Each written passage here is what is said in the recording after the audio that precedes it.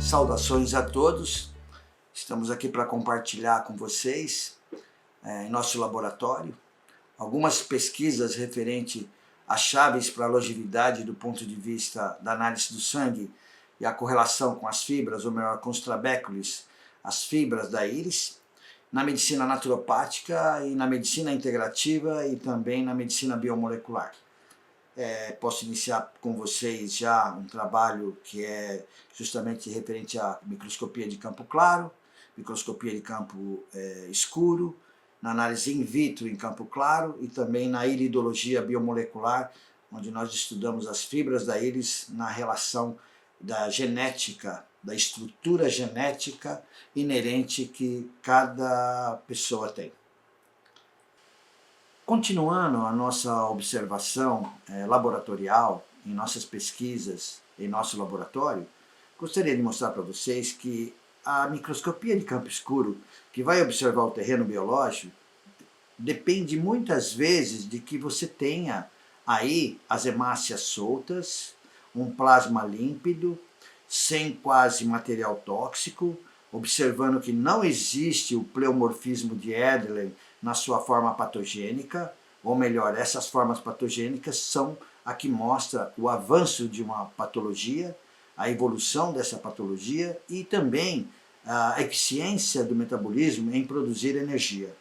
Observe que essas hemácias elas estão soltas e sua membrana mantém um potencial zeta eficiente e elevado.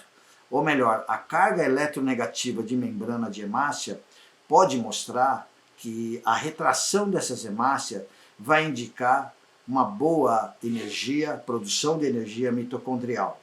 Observem então na microscopia de campo claro in vitro, nós observamos que não tem formas e massas brancas relacionadas à pseudomatriz celular. Observamos aqui que não existe um grau de oxidação elevado, existe apenas um descoloramento, mostrando que ainda faltam alguns nutrientes, porém sem patologia, sem nenhuma patogenia também. Portanto, o metabolismo tem uma eficiência boa, normal, e tem um envelhecimento também normal.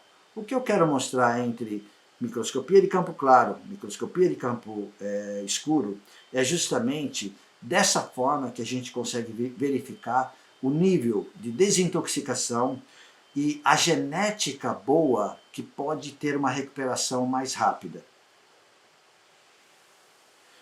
Observem agora já uma pessoa com uma evolução patológica, onde a gente verifica o efeito Rouleau no campo escuro e várias filas ou fibrinas, traves de fibrinas e uma concentração de material tóxico quase no centro dessa gota de sangue. Observe que existe um excesso de proteína, uma baixa de HCl, de ácido hidroclorídrico estomacal, levando em consequência então uma baixa do potencial zeta, uma baixa da membrana eletromagnética negativa, que faz com que haja uma atração e um empilhamento dessas células hemácias. Portanto, a eficiência metabólica é diminuída nessa fase e mostra que também tem uma genética que está em desordem funcional. Observando então agora a microscopia de campo claro na análise in vitro, observem as massas brancas espalhadas na gota coagulada. Observem que essas massas podem indicar de forma indireta a formação de radicais livres. Portanto, observem também a periferia dessa gota in vitro na análise de campo claro, que ela está desbotada, existe uma certa desnutrição e uma baixa produção de antioxidantes. Portanto, é a mesma paciente, é o mesmo paciente, que é tanto do campo claro quanto do campo escuro. Observem agora essa relação que nós fizemos a nível laboratorial de uma genética em iridologia biomolecular. As fibras da íris são retilíneas, são compactas, portanto, ela tem uma genética forte e está hábil a ter uma recuperação boa e com velocidade.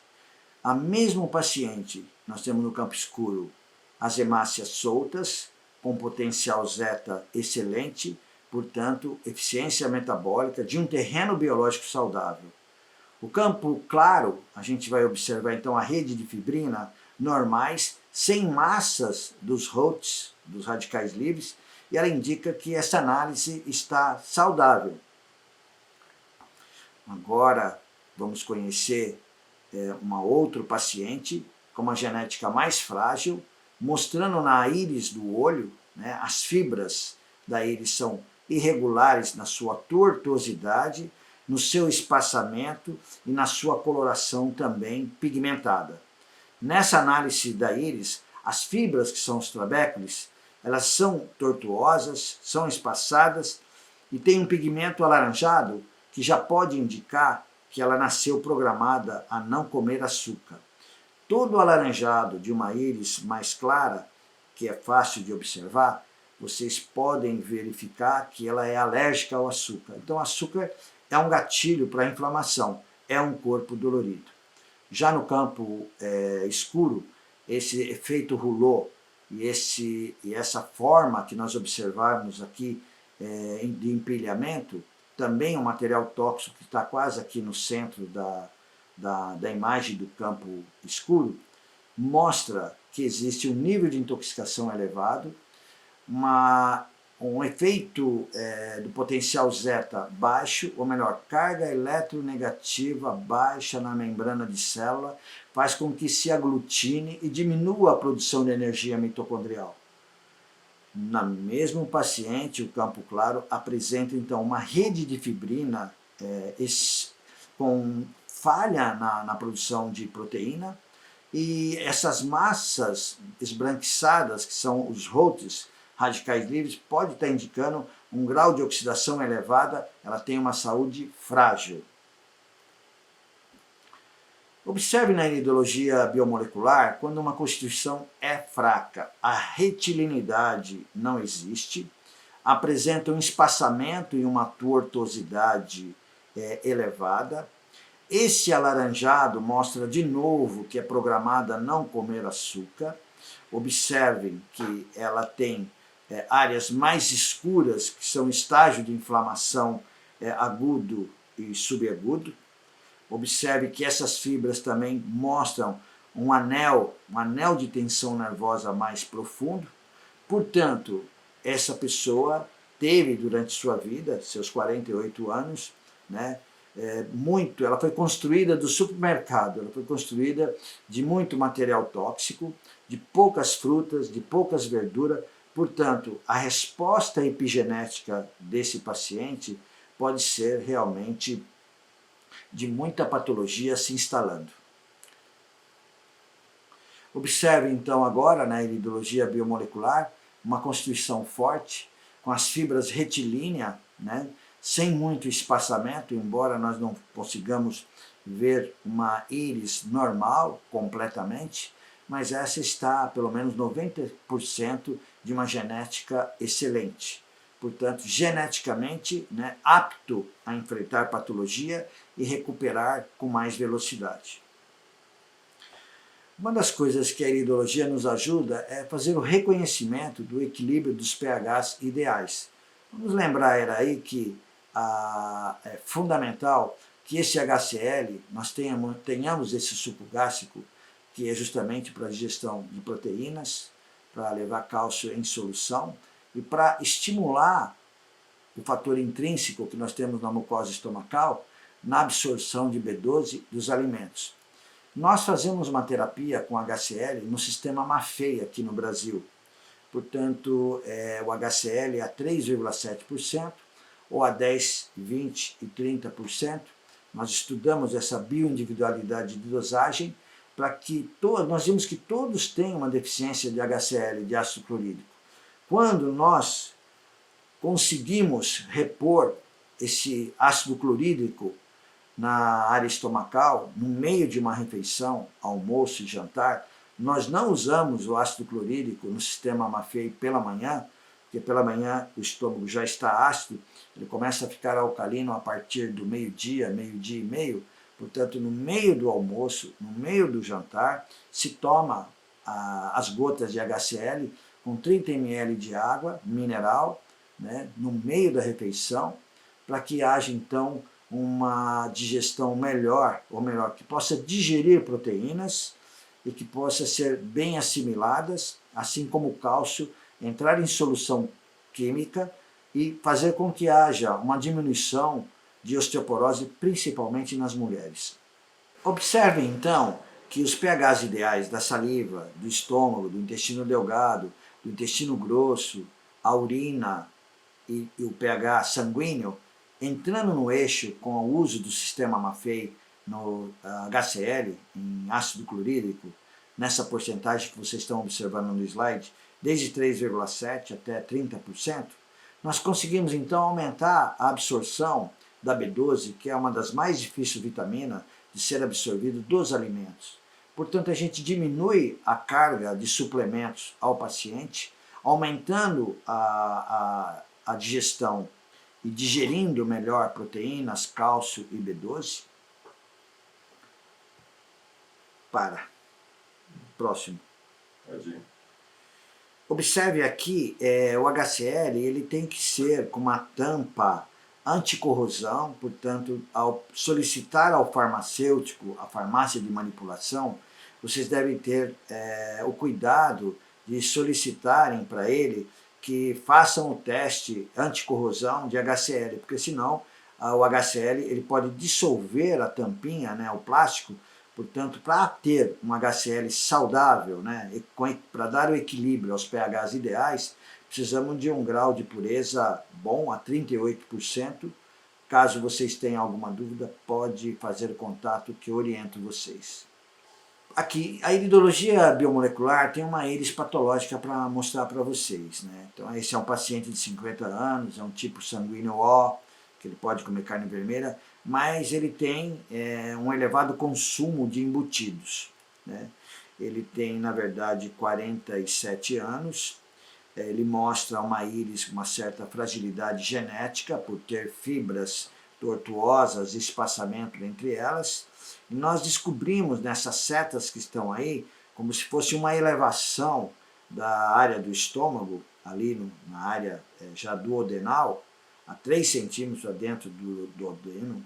Ele tem uma área tumoral, e nós observamos como se fosse uma forma de uma verruga elevada, na qual nós podemos comparar a esse grafo do sistema alemão, na qual mostra justamente essa área que está tomada por um tumor já na área de endoscopia e observado também no seu histológico, né, na área tumoral, que é um tumor maligno.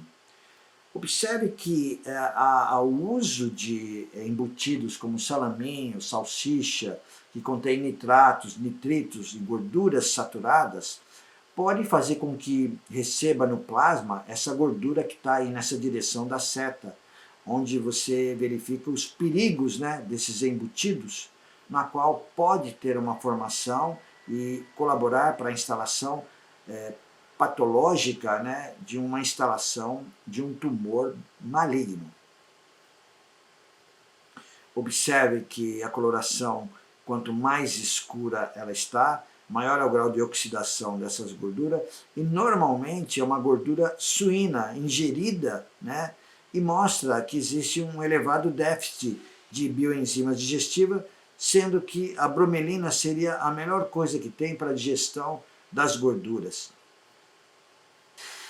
Observe, né, quando nós estamos falando de longevidade de anos, nós observamos em nosso laboratório os pacientes que têm o uso de óleos aquecidos. Quando eu falo de aquecido, aquele refogo que se faz no arroz, no feijão, no macarrão, né? Você não usa fritura, mas no momento que você usa um refogo na área da nutrição diariamente, rotineiramente, o óleo aquecido vai passar de 100 graus.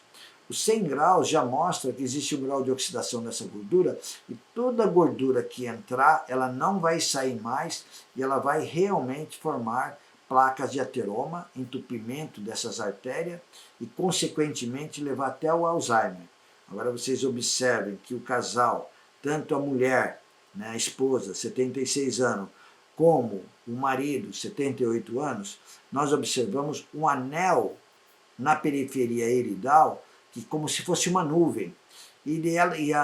Aqui nos 78 anos do homem, do marido, a gente observa uma coloração alaranjada, amarelada, que indica que o grau de oxidação de colesterol e ácidos graxos saturados está bem acentuado. A longevidade na microscopia de campo escuro, a gente tem que observar, primeiro, as hemácias soltas. Uma pessoa saudável tem um plasma límpido, com menos toxinas, e observar os pHs ideais na microscopia de campo escuro. Agora observe uma pessoa já na patologia, na sua longevidade, ela tem um efeito Rouleau, uma aglutinação das hemácias, levando a um potencial zeta baixo, com membrana eletromagnética negativa também baixa, onde que se contrai, se aglutina, né? A aglutinação dessas hemácias, ela vai indicar baixa de energia mitocondrial. Observem também agora que a fermentação intestinal por baixa de HCl, de ácido clorídrico, devido que o estômago, ao liberar o ácido clorídrico, ele leva o bolo alimentar esterilizado pelo HCl. Ao chegar no intestino delgado existe menor fermentação, portanto a desbiose é menor e não existe esse descontrole da flora intestinal com o aumento da Candida albicans, que ela sistematicamente atravessa a parede intestinal e ela vai pela veia aorta e ela vai desabar lá na corrente sanguínea, onde a gente observa essas cândidas, essas formas circulares esbranquiçadas que vocês estão vendo aí no plasma, e que vai se proliferar e que vai haver uma contaminação maior, onde que ao ser parasitada nas hemácias, ela pode formar o ácido fórmico. Portanto, o HCl regula os pHs ideais e não dá o ambiente para a proliferação dessas cândidas, tanto no intestino como nos pH ideal, que seria o sangue também. Na análise de campo claro, em vivo, nós observamos um adenoma carcinoma mucinoso de ovário. Nós podemos observar que, tanto na análise histológica, que ela tem uma leiomioma uterino inframurais e uma subseroso com alterações degenerativas. Interessante, né, que nessa observação, nessa peça, existe os cortes, apresenta totalmente preenchido por material pastoso e esverdeado.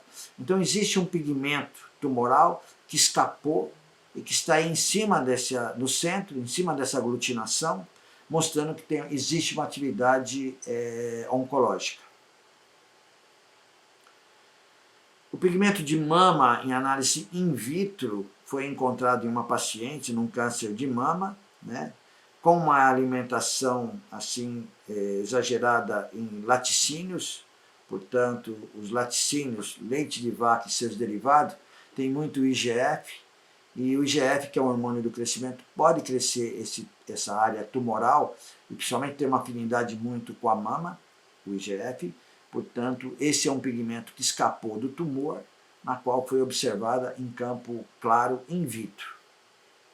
Em longevidade de anos, o estudo dos genes, observando a genética e a epigenética, nós temos que ter a metilação, um dos principais mecanismos da regulação epigenética dos genes.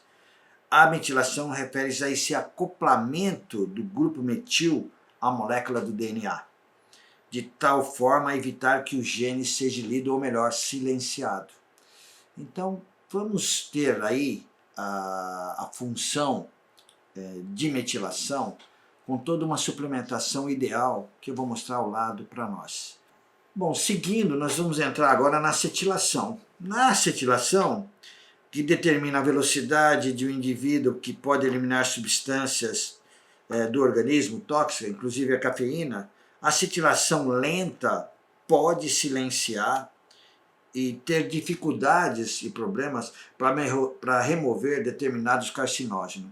Portanto, temos que ter um organismo limpo, com uma alimentação de preferência orgânica, buscando sucos verdes e uma suplementação que ative essa metilação e essa acetilação para que haja uma função e uma eficiência metabólica final, genética, para que a gente... Então nós vamos conhecer daqui a pouco os homens de maior longevidade do mundo e nós vamos falar alguns hábitos que cada um deles tem.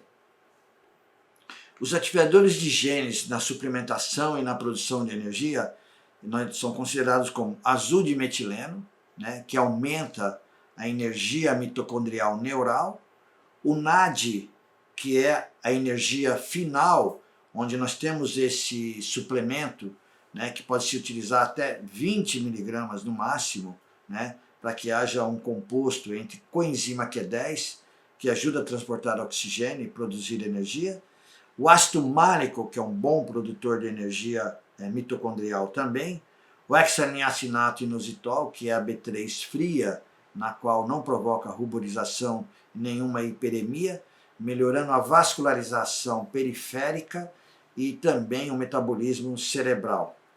Observe a epigalocatequina 3-galato, que é extraído do chá verde, que ajuda muito a haver justamente a metilação e acetilação. O transresveratrol, que é um excelente antioxidante, que pode ser utilizado muito bem para ativar os genes bons.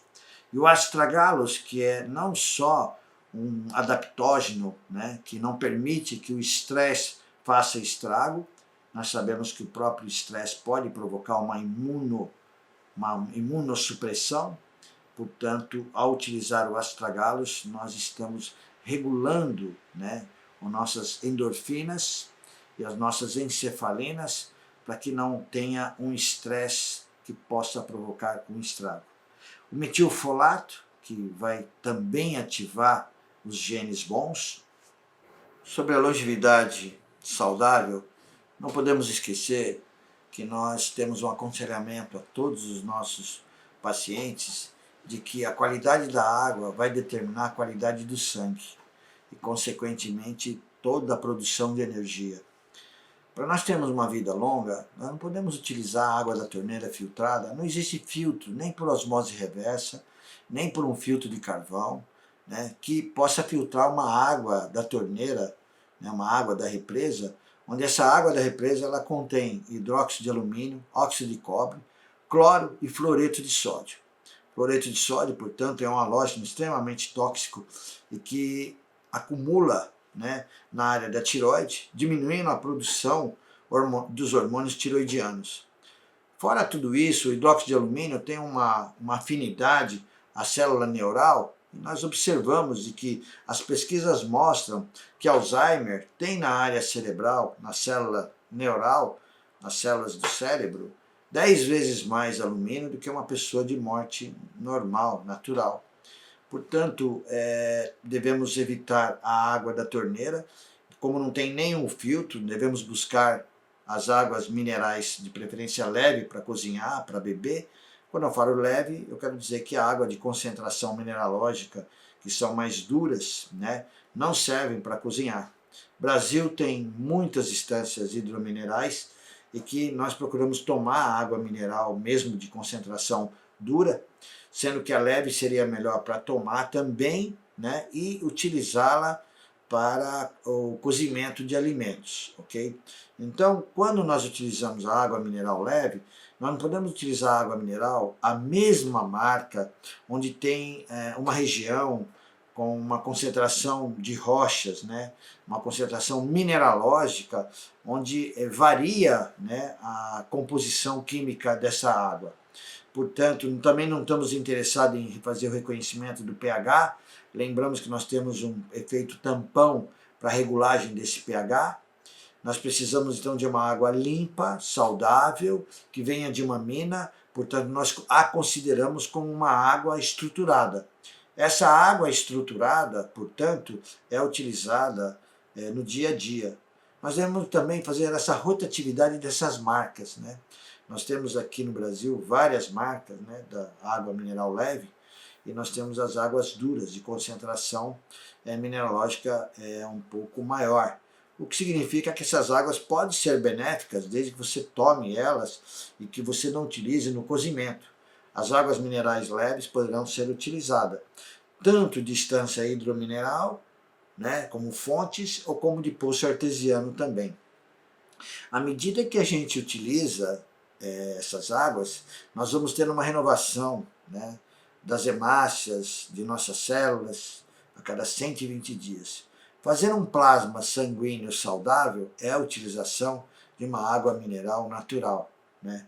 Vamos lembrar que um dos problemas maiores que a gente vê hoje na humanidade é a contaminação por metais tóxicos, desde o mercúrio ao chumbo, ao antimônio, ao arsênico, ao talho, ao alumínio, ao cromo, são os principais metais tóxicos encontrados hoje na contaminação, tanto de agrotóxico, né, quanto também da própria cidade poluída, né, que tem muito chumbo. Fora as amálgamas dentais, que houve uma contaminação muito grande, nós devemos pensar também no arsênico, né, que tem afinidade na pele e tem afinidade neural, assim como o chumbo tem a neural também, e na parte muscular. E o mercúrio tem uma afinidade na capa dos nervos, na mielina, e também uma afinidade destruidora e tóxica na área cerebral neural. Então, temos que diminuir essa contaminação, temos que pensar numa quelação de metais, portanto, nós temos aí por via oral, né, a DMSA, que nós podemos utilizar, e o alfa-lipóico R. Hoje, o alfa-lipóico R faz com que haja menos causticidade ao estômago e maior biodisponibilidade para poder entrar na barreira hematocefálica e fazer a retirada desses metais tóxicos. Então, para termos uma longevidade de anos, não adianta só termos uma genética excelente, nós temos que ter hábitos de vida saudáveis, né? E queremos, então, investir esses nutrientes saudáveis num organismo limpo, né, de metais e de agrotóxicos, para que haja, então, uma epigenética saudável. Portanto, nós temos aí, então, a expressão da saúde, que é justamente não patologia, não doença, tá? Teremos que pensar também no estresse, né, na diminuição do estresse. Aqui abaixo, vocês podem ver nesse slide, que nós estamos ensinando o paciente a ter um prato ideal de nutrição. Seriam as proteínas, os carboidratos, as fibras e os ácidos graxos.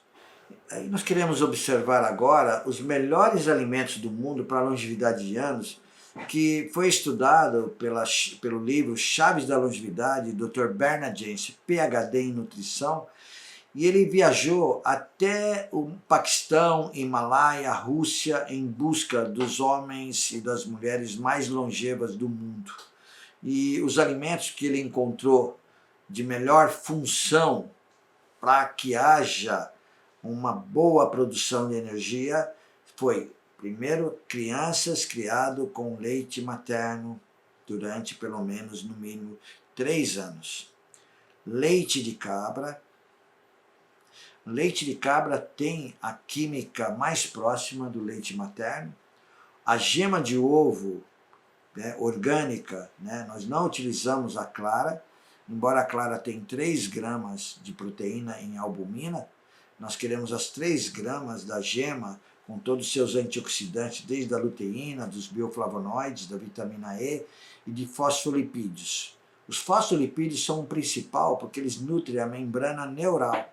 Portanto, o ovo é um remédio excelente para a área cerebral. Pólen de flores tem todos os nutrientes. O nabo é um excelente antioxidante, ele limpa as artérias também. O arroz cateto, vermelho ou branco, ele também tem uma escova boa e faz uma boa digestão, porque ele sai limpando a área do trato gastrointestinal. A bardana, que é o gobô, que é justamente utilizado na medicina oriental, a gobô, ela ajuda a fazer um bom detox hepático. Os azeites crus, né, são os melhores que tem, e nós não precisamos verificar o grau de acidez desses azeites, mas sabemos que é para usar de forma crua e não usar de forma aquecida, né? O damasco é o melhor alimento para transporte de oxigênio e sabemos que os mergulhadores utilizam muito comer damasco antes de fazer os mergulhos. Aí nós temos a umeboshi, tem um equilíbrio sódio-potássio perfeito a nível celular, portanto a umeboshi salgada e curtida, né, ela faz um efeito de 2 sódio para 7 potássio. O suco verde, que é a seiva, na verdade, das folhagens verdes, né, é o maior detoxificador do mundo, né? É uma seiva que limpa a mucosa estomacal, intestinal e faz com que haja uma boa permeabilidade intestinal sem que haja uma formação de uma desbiose. Então, a pimenta vermelha cayenne, ela é utilizada com uma função muito interessante a nível circulatório, né? Excelente para o coração, né? Ajuda a não ter formação de excesso de tromboxano, aumenta a prostaciclina, portanto, regula o dedímero e regula o fibrinogênio. Nós temos aí, na alimentação vegetariana, lembrando dos alimentos orgânicos principais, que seria o pepino, cenoura, beterraba. Continuando, chaves da longevidade de anos, pelo Dr. Bernard Jensen, que é o papa da iridologia mundial. Um PhD em nutrição, portanto ele fez esse livro em uma viagem sua pelo mundo, buscando as chaves da longevidade, que ele encontrou vários homens de 100, 120, 133 anos, e por incrível que pareça, homens de 147, 167 anos.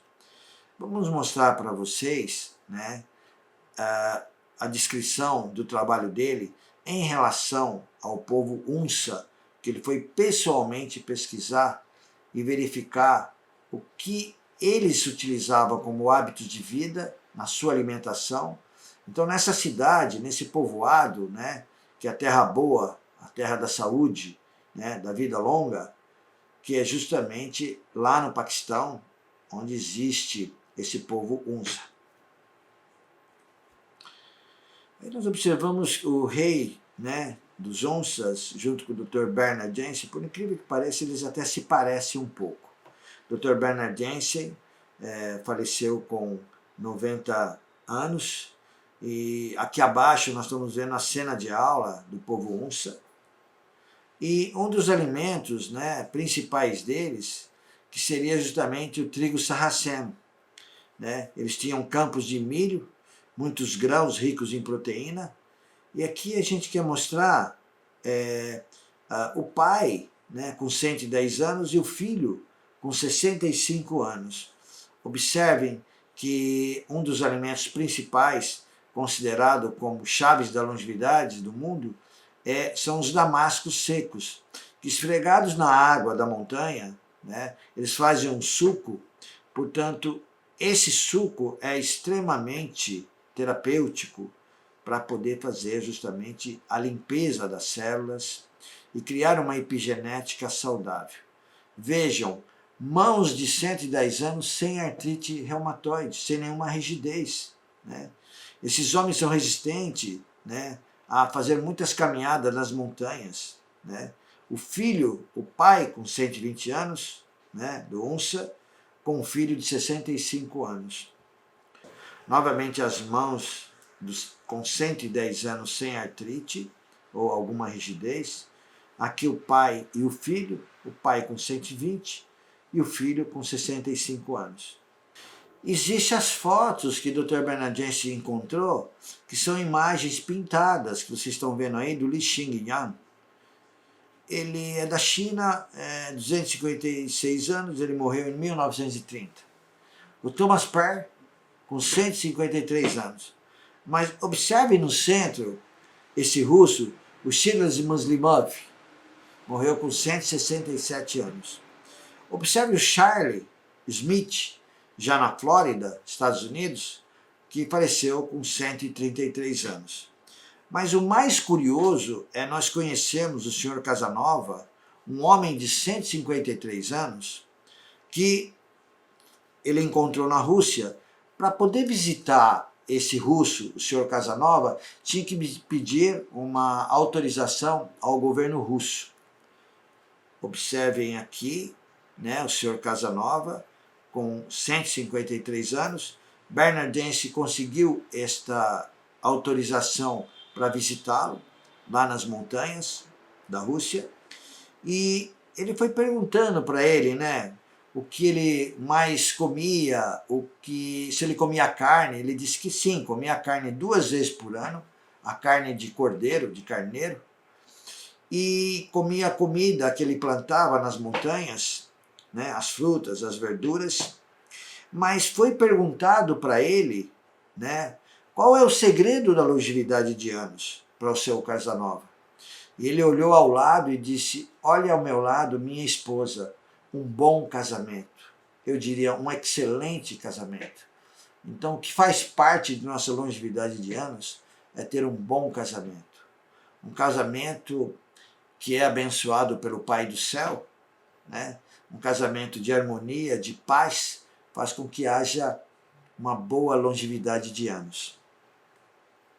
Interessante, né? A Maori, da Nova Zelândia, com 123 anos, fugindo, né, das regras de hábitos saudáveis, que nós não aprovamos, ela utilizou o tabaco e teve vida longa. Eu diria, talvez se ela não tivesse usado o tabaco, ela estaria vivendo muito mais do que 123 anos. Já aqui, estamos mostrando o Casanova, aí com 153 anos, ao lado do Dr. Bernardense e ao lado da esposa do Dr. Bernardense. Né? É interessante que um dos principais chaves que os idosos mantiveram foi o mesmo peso que tinha entre 20 e 30 anos. Olha lá, detalhe. Aí veja um dos livros, né, uma combinação de comida para a vida, né? O segredo da iridologia está no estudo da embriologia, foi a mensagem que o Dr. Bernardense disse. E uma das coisas que o Dr. Bernardense disse também foi em relação aos alimentos, né, do sol e da terra, orgânicos, e a recomendação de viver mais no campo. E lembrando de uma coisa importante, pararmos de vivermos com alimentos do supermercado e vivermos dos alimentos que vêm do sol e da terra. Portanto, o meu desejo de saúde é uma saúde vibrante a todos vocês. Grato, muito grato. Shalom.